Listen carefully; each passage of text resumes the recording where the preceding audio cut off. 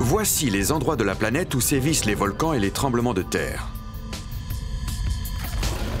La Terre semble avoir été assemblée par le docteur Frankenstein en personne, mais il ne s'agit pas de suture.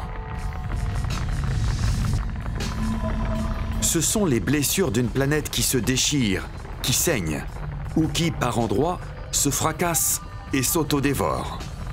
C'est au niveau de ces coutures que se produisent l'immense majorité des tremblements de terre et des éruptions volcaniques.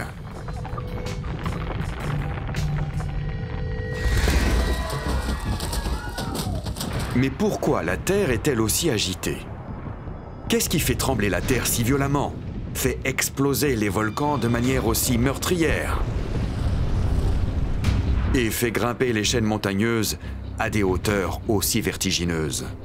La réponse? La tectonique des plaques. La lave n'est que la partie visible d'un phénomène caché. Le responsable? Le magma en fusion qui se trouve sous la croûte terrestre. La surface du globe est divisée en une dizaine de plaques de tailles différentes qui glissent et s'entrechoquent, telles des autotamponneuses. Les plaques, malgré leur masse énorme, flottent car elles reposent sur un matériau plus dense encore. Les plaques continentales sont plus légères que les autres. Elles sont composées de granit. Bien qu'elles puissent sembler lourdes de premier abord, elles s'apparentent davantage à un couvercle de polystyrène recouvrant le magma, véritable cocotte minute de roches en fusion. Les délimitations entre les plaques tectoniques sont bien souvent invisibles à l'œil nu, cachées sous les océans. Mais grâce aux satellites et aux sonars, nous connaissons désormais leur emplacement et leur dimension. En vidant les océans, nous découvrons une longue dorsale où la Terre se déchire et donne naissance à certaines des montagnes les plus hautes de la planète. Les plaques entrent en collision, s'éloignent et glissent les unes contre les autres. Le magma jaillit afin de combler le vide, formant ainsi une nouvelle croûte. Ce suintement sous-marin est à l'origine de ce que l'on appelle des pilolavas, ou de la lave en coussin.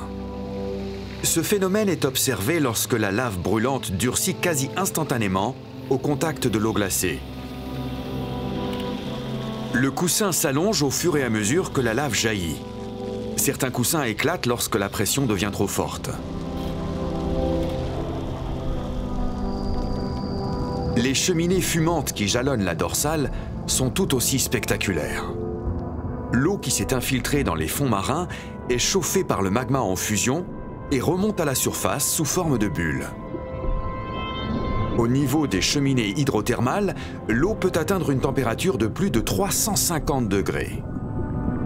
Leur panache projette des particules à des centaines de kilomètres de distance et libère des minéraux capables de sculpter des cheminées pouvant atteindre 55 mètres de haut.